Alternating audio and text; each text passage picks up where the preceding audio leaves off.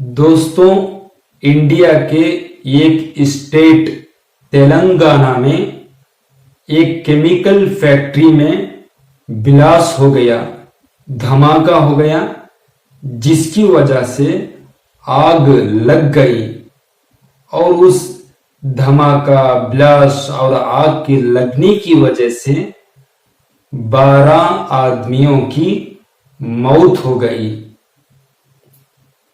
तुर्किस्तान यानी टर्की में कुछ जंगलात में आग लगने की वजह से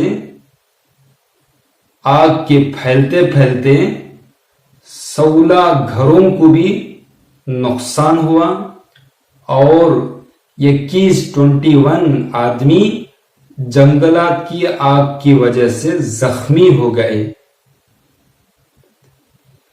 ईरान और इस्राइल के दरमियान 12 दिन के जंग की वजह से 935 ईरान के रहने वालों की मौत हो गई इस्राइल के हमलों की वजह से, और ईरान की हमलों की वजह से